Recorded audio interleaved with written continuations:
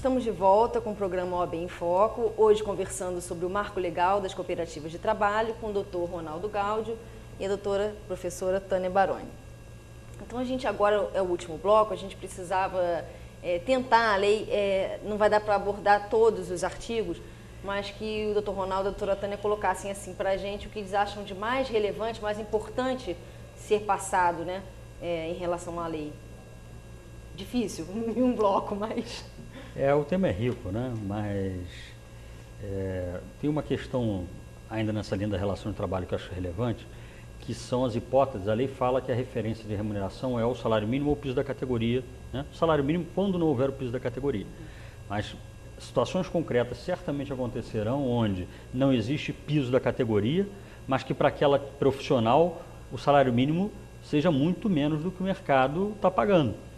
Se for se acolher o salário mínimo, que é a referência da lei, vai existir precarização da relação de trabalho. E aí eu acho que entra em campo o princípio da não precarização da relação de trabalho, que foi inserido textualmente na nova lei também, né? Então, nesses casos, o que eu acho relevante se recomendar é que se pegue a média de mercado, o padrão de mercado, como uma referência para se montar, para se criar o valor das unidades de produção, porque senão a precarização vai acontecer. O risco, né, de agora tem que pagar só o salário mínimo. Para esse cooperado eu pagaria muito mais pelo que paga o mercado, mas eu só tenho que pagar o salário mínimo, que é o que está escrito na lei, né? Para não desvirtuar dessa forma. E existe essa tendência, né, grande de querer se respeitar a letra da lei, né? Então vai ter que se negociar essa questão para exatamente não ir de encontro ao espírito da lei, que é exatamente tentar evitar a precarização do trabalho. Essa questão é muito relevante e ela com certeza acontecerá. Nós estamos aguardando, né, a regulamentação, porque muitas questões ainda vão surgir. É uma lei muito nova, né, e uma lei que muda todo o paradigma e ainda vão surgir muitas questões com relação à própria lei que precisarão ser discutidas, né? Principalmente com relação aos direitos.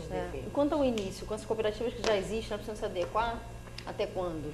Na verdade, a lei, desde a sua publicação, ela fixou um prazo de um ano. De um ano, para que as atuais cooperativas se adequem às condições da nova lei. E aí esse prazo está terminando dia 19 ou 20 de julho desse ano. Então já está em cima do laço. Está em cima do laço. E existem algumas dúvidas. Mas eu tenho que me adequar se não veio decreto ainda? A recomendação de cautela é se adequem. Façam as reformas estatutárias com urgência a essa altura, porque depois da reforma estatutária tem muita coisa a se implantar de gestão de direitos sociais e de gestão da própria cooperativa, né?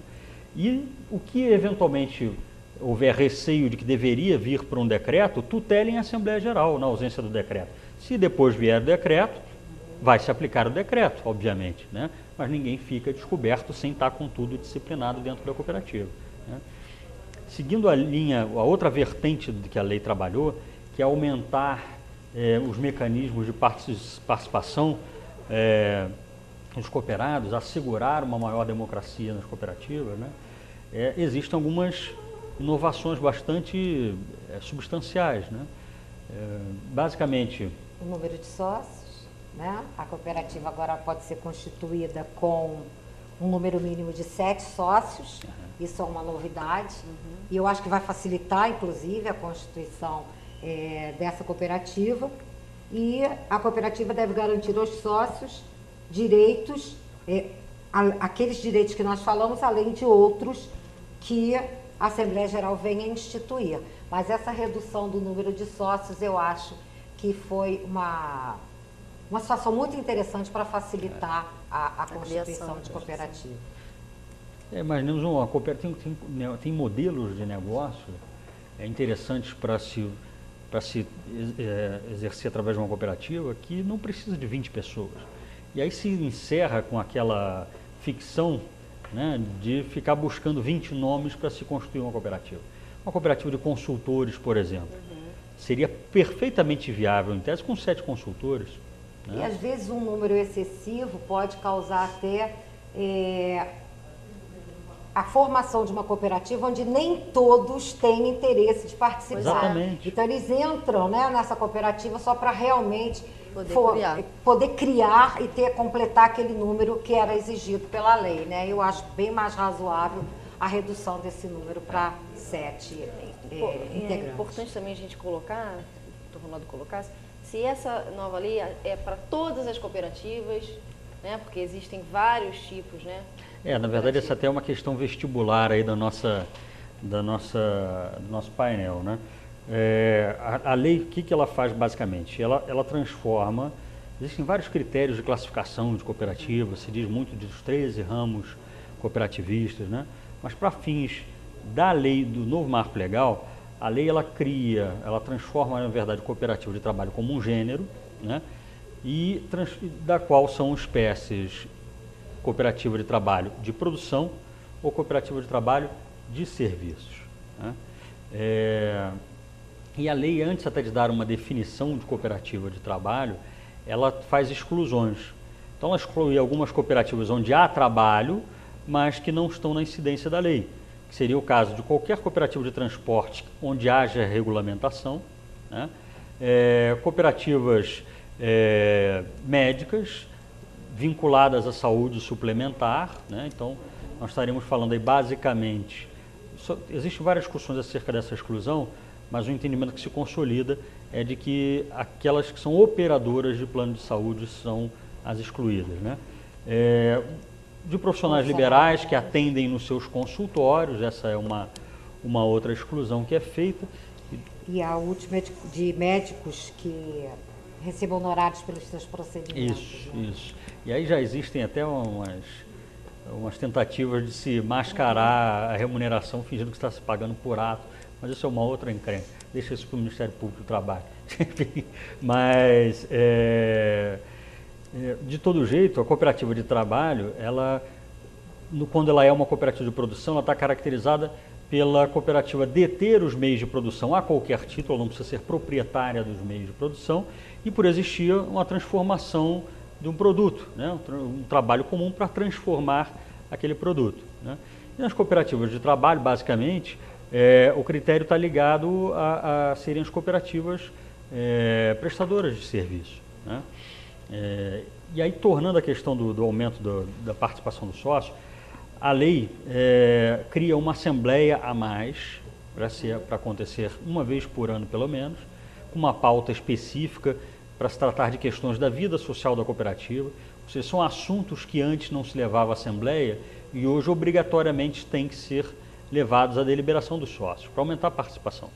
A AGO, Assembleia Geral Ordinária, ela ganhou uma pauta a mais, né?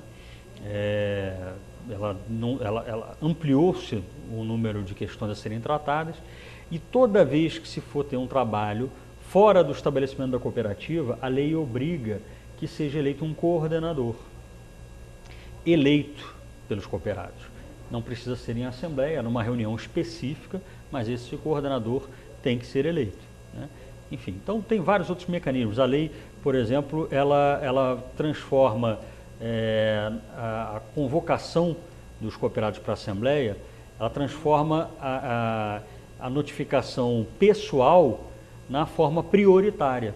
Ao invés de publicação em jornal, circulares e por aí vai, ela tenta dar maior segurança de que o cooperado foi convocado, né? Então ela prima por essa forma. Ela até comporta alternativas, mas ela tenta conduzir para essa forma, né? E nesse caso, é bom perguntar, tem que ser uma notificação, tem que haver pelo menos um aviso de recebimento ou um e-mail convoca o cooperado? Pergunta, mas não sei como é que vai ser, mas eu já ouvi essa questão, essa indagação. Na verdade, não existe previsão, né, nesse sentido, ainda. Mas eu acho que se ficar de alguma forma inequívoca, né, a convocação, eu acredito que não vai haver problema com relação a isso, não. Porque se a ideia é comprovar que ele foi convocado, e eu acho que facilitar a convocação, acho que a gente não pode exigir um rigor muito grande, né? E a publicação no jornal, ela, além de ser complicada, ela é onerosa, né? E sempre existia aquela possibilidade de você argumentar que não teve acesso. Então, hoje, né, os meios eletrônicos e tecnológicos... Vivemos na era digital já, né? Exatamente. Eu acho que, havendo a possibilidade de comprovação de recebimento, eu não vejo problema. Porque muitos isso, já, não. né? Não sei o que o doutor Ronaldo acha com relação mas a se isso. tiverem muitos cooperados para mandar a carta para todo mundo, vai ficar caro. E hoje em dia o e-mail é tão mais rápido. Mas também não se pode deixar o e-mail talvez até para fraudes também, né? Como você falou, tem que ser Exatamente. inequívoco. Isso Pois é, o e-mail talvez até possa ser viável, mas não um simples e-mail, né? Uma série de cautelas e de providências de segurança para comprovação do recebimento e tudo mais, né? Isso seria importante, mas eu concordo totalmente, né? Isso pode ser, dependendo da cooperativa e do número de sócios, uma comunicação vai ser mais viável do que a outra, né? Dependendo de onde se executam os trabalhos, é possível a cooperativa, o cooperado ter uma mão de obra muito qualificada, um técnico, e ele vai viajar a serviço, ou enfim, né? E você tem formas mais variadas, telegrama com AR, circular, pegou lá no local de trabalho deles, eles recolhem-se a assinatura, né? Enfim, então tem várias formas possíveis aí.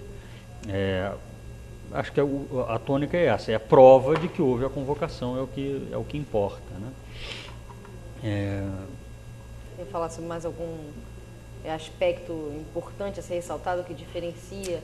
Uma questão importante e que tem repercussões também para o julgamento nas relações, das questões que aparecem na Justiça do Trabalho. E ela se liga um pouco à questão do discurso da autonomia, da parasubordinação. Sempre que uma cooperativa precisa aplicar alguma sanção ao cooperado, isso gera milindres na Justiça do Trabalho.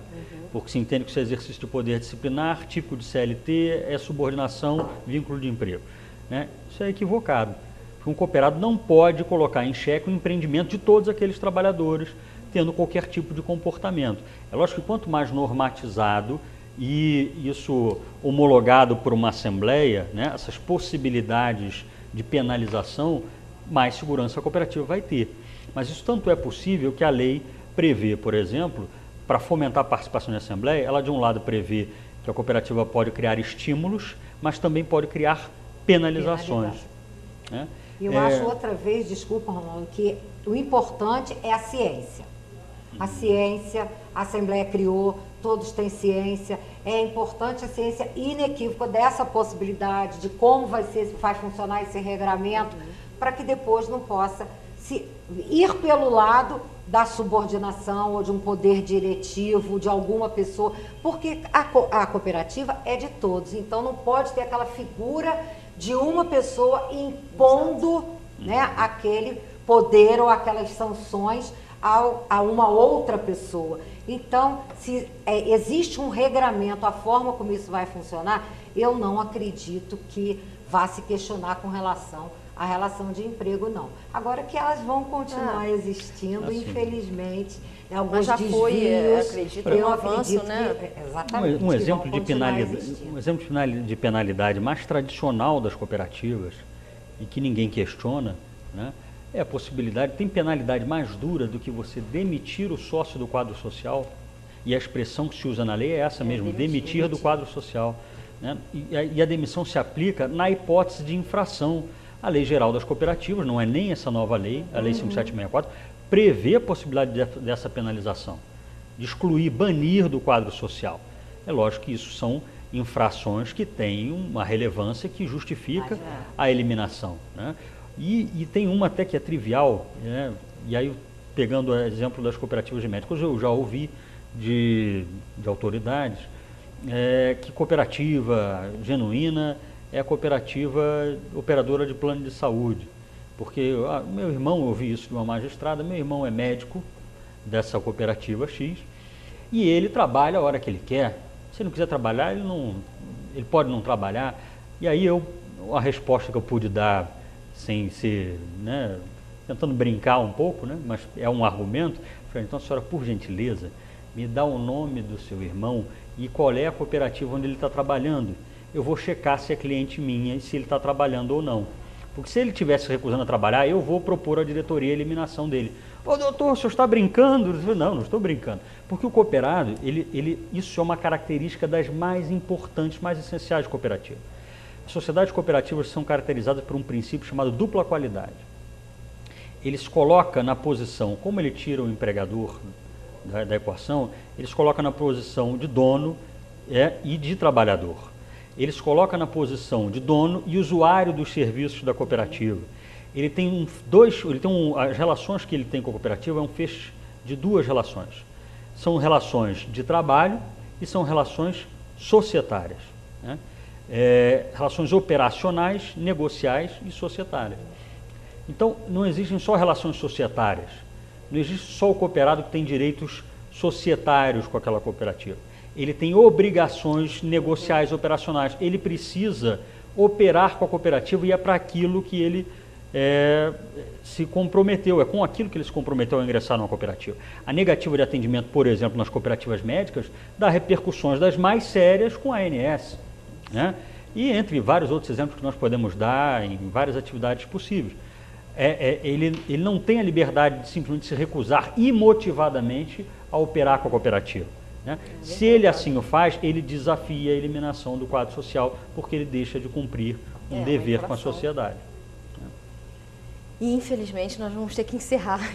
Eu sei que ainda havia muita coisa a ser dita. Eu pedi para a professora Tânia fazer suas considerações finais. Primeiro eu gostaria de mais uma vez agradecer o convite.